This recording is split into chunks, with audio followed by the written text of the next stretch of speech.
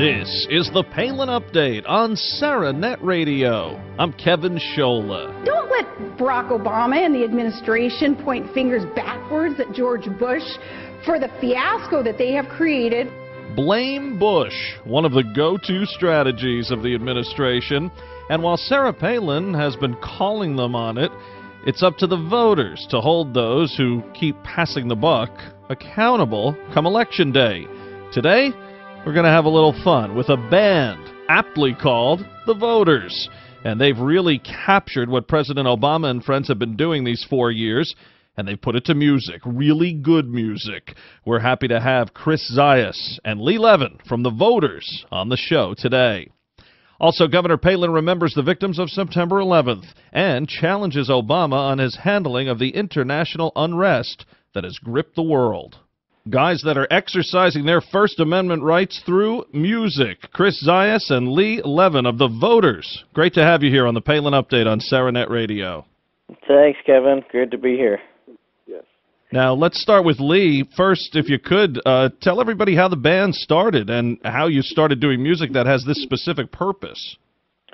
Well, as most of your listeners probably already know, the music business and the entertainment business in general is kind of filled with mostly people on the left, I would say.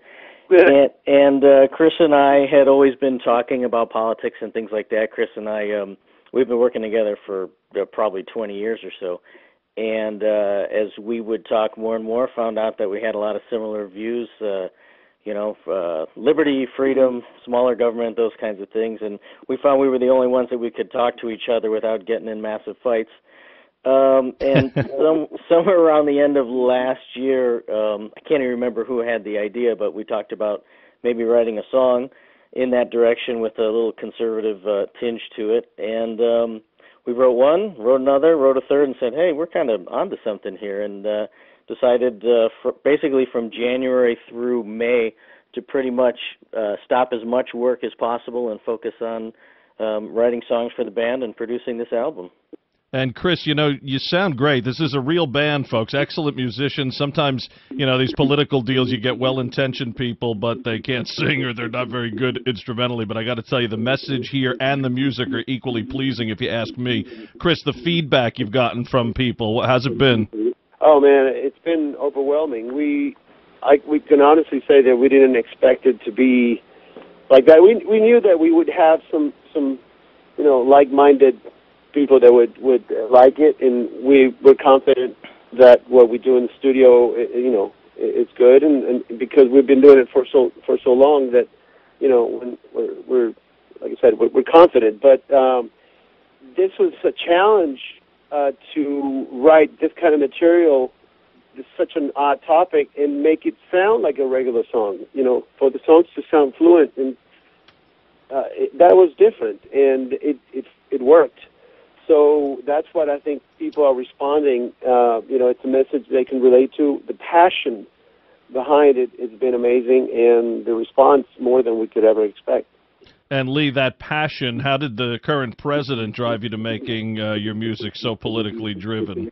An inspiration, I would guess, if you look at it, a backhanded inspiration? Yeah, he's sort of the gift that keeps on giving. I happen to live in Debbie Wasserman Schultz's district, so likewise, there's just so much information to draw upon out there. A lot of times, we have notes for each song because we would do a lot of research on each song, and the things that ended up on the cutting room floor, as it were, it's kind of amazing. We probably have a whole other album's worth of stuff if we can get to it. We're going to hear a little bit of Blame It on Bush, one of my favorites, really sums things up here. Here's Blame It on Bush from The Voters.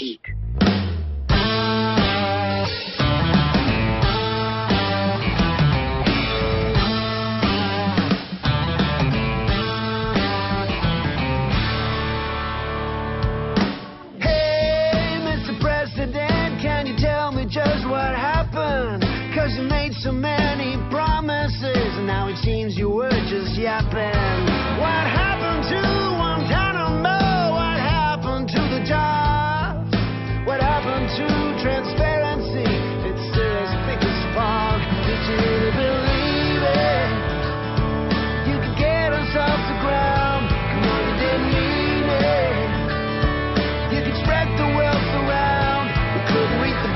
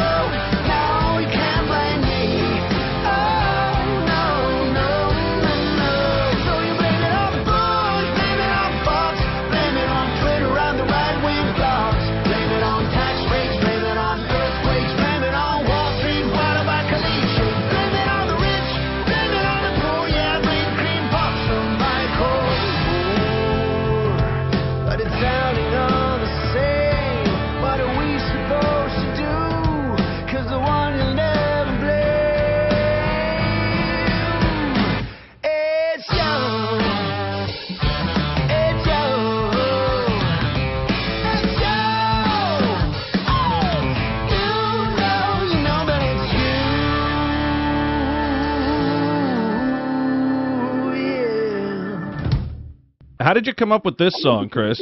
You know, like Lee said before, we were very well structured from the beginning. We thought, well, what are the main topics? What are the main things that need to be addressed? And then we would go and research, making sure that the things we were saying were things we could, you know, point out to where they came from. They were true and still using, you know, satire and trying to be funny when we could. But anyway, so we went.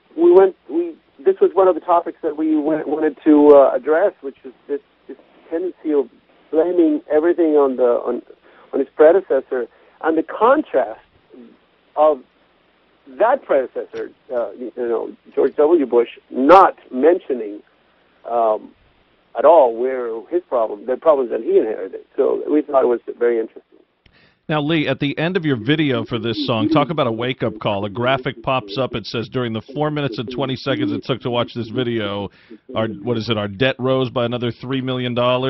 This is unbelievable. Are people picking up on that message? Because I got to tell you, I kind of forgot the politics for a minute because you guys are good. I was enjoying the song, and then that pops up and you got smacked in the face again saying, uh-oh, we better do something in November. Yeah, exactly. I mean, it's a little of a reality slap in the face after you've watched about 4.5 minutes of this song. But you know, that's part of our message. I mean, obviously we're musicians and we're professional musicians. This is what we do for a living. But you know, we both have children, and the future of our country is so important to us. And you know, we also have some songs that talk about the military and things like that, and those things are so near and dear to our hearts that we felt that even if you're enjoying the music, don't forget the message, which is we need to fix the direction we're headed, because it's not going to end up well if we keep going down this path. And now your new song now, America's Coming Back.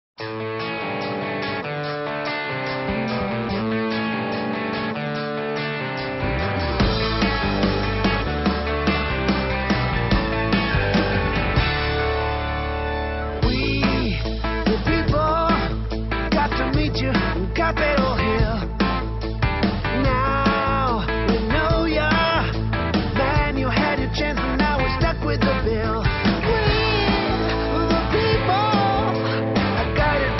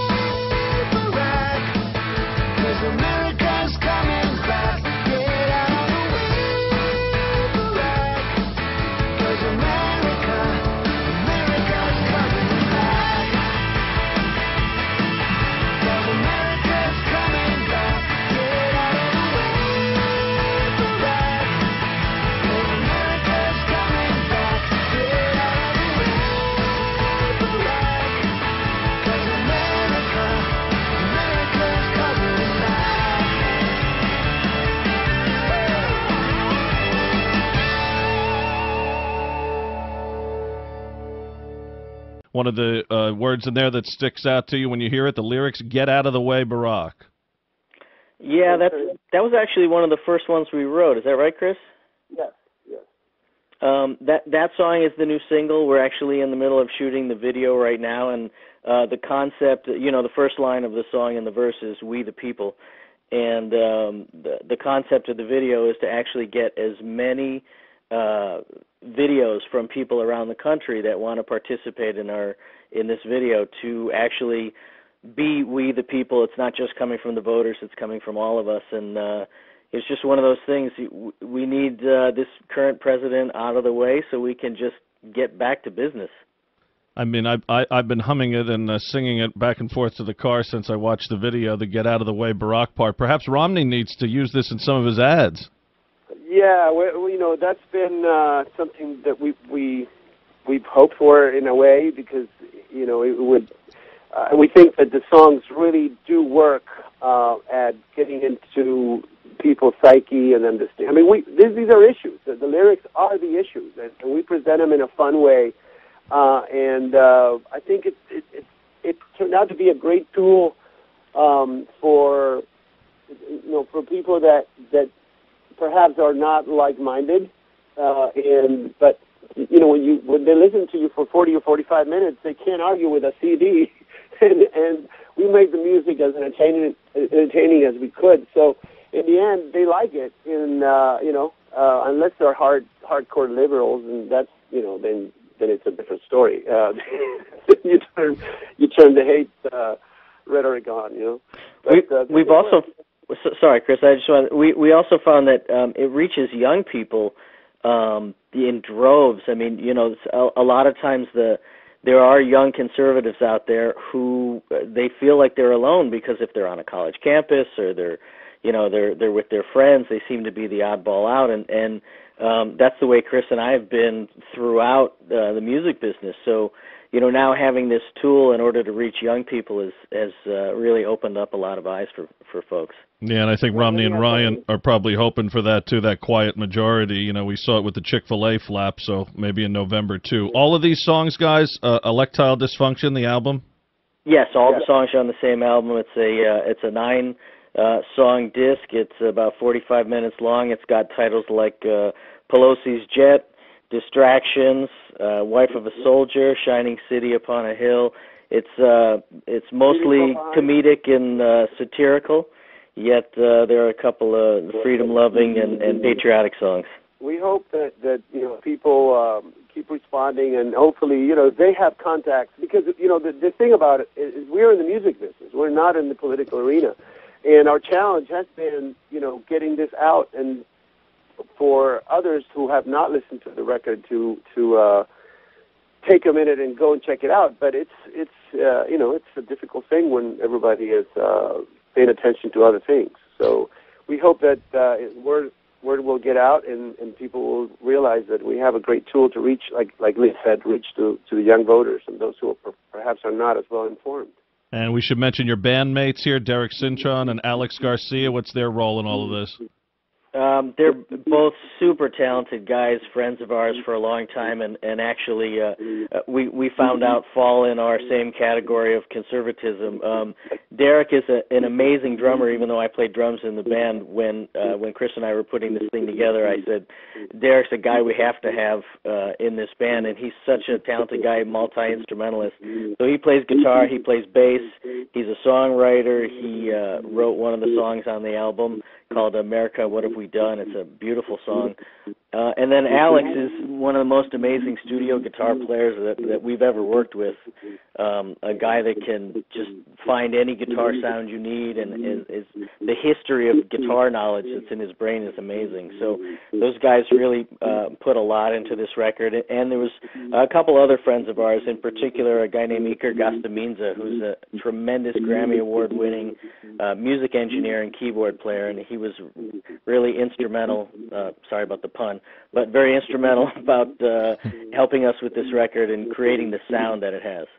When you listen to the lyrics of your tracks, Sarah Palin has been kind of saying what you've been saying without the musical accompaniment. So what do you guys think of the governor, and who are some other people in politics that you think are fighting for positive change?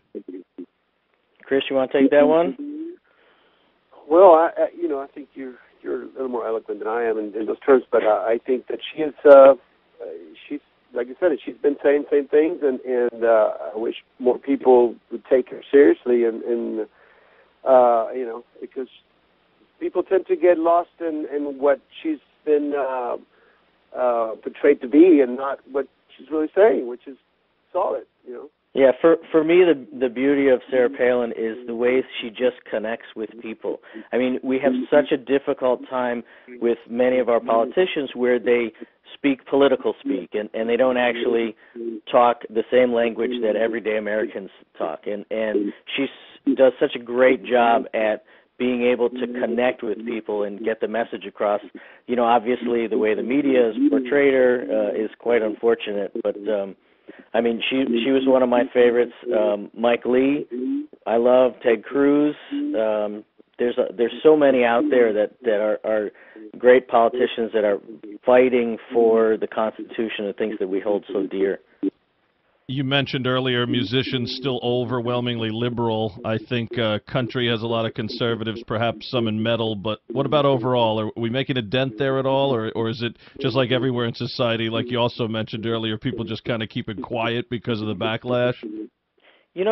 It's hard to say. I think because of what's gone on recently with the polarization and the direction of this country and the feeling that we're really at a precipice now, and we have to turn back to what our founders had envisioned, or it's going to be too late. I think we're finding a number of people coming out of the woodwork, whether it's actors or musicians, sports figures even, that are starting to open up their mouths and not be afraid to tell what's really on their mind and the way they think, which is refreshing. It's refreshing for us. I think it's refreshing for people that are out there.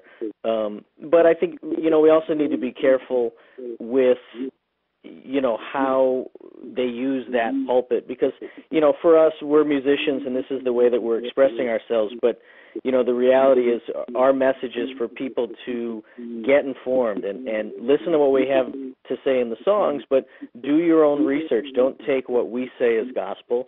And in fact, on our website, we've got many of the lyrics that are hyperlinked to either articles or videos of some of the information we're talking about. So if someone is not up to date on some of the things that we're talking about, or they have no idea where those ideas came from, they can click on those lyrics and get the information right there, and they should do the research for themselves. Yeah, let me say, what Lee's saying is, to me, is also very important, because there's nothing more embarrassing than seeing these, celebrities or actors, and they start giving their opinion, and which is fine, but sort of try to tell me that I should think like them, and that's a turnoff for me. I don't think that we want to be that. All we want to say is, get informed. We did, and we found things that are just available for everybody. I think that not everybody goes and takes a minute and really compares notes, when they hear something on the news. Well, guys, it's a pleasure having you here. Can you tell everyone how to access your stuff and get their hands and ears on this great music?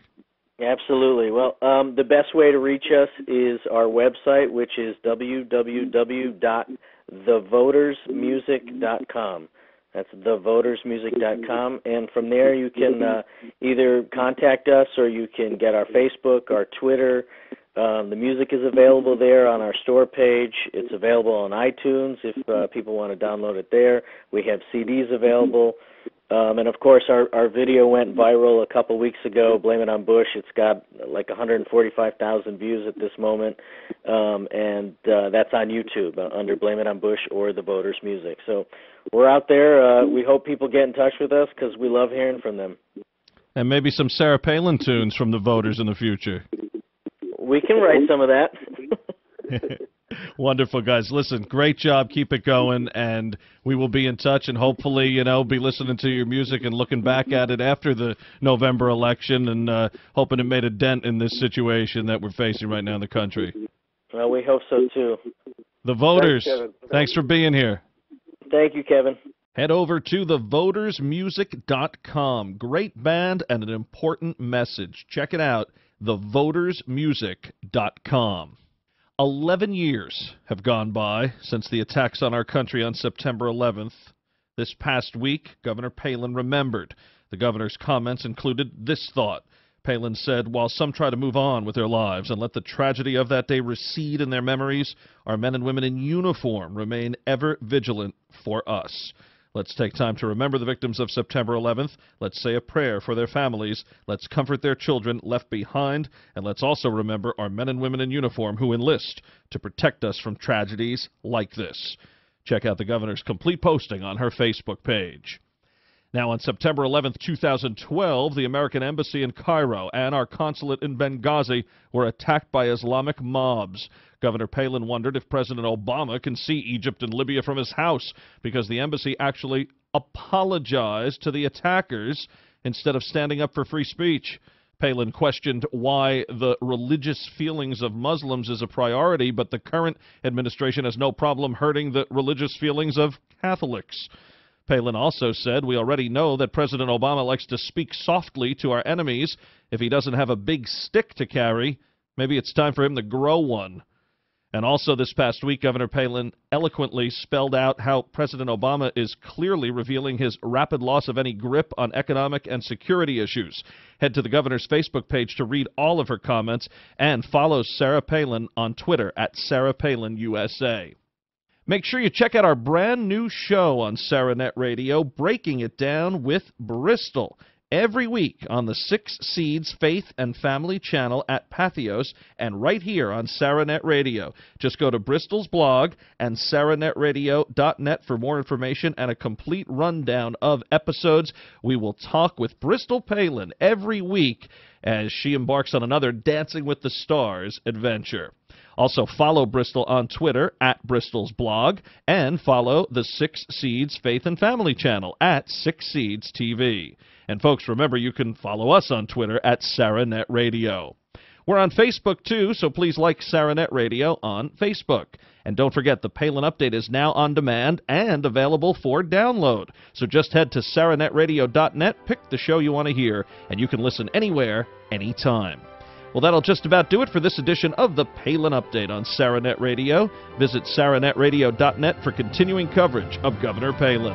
I want to thank everyone here at SarahNet Radio. Thanks to Lee Levin and Chris Zayas of The Voters. And thank you for listening today.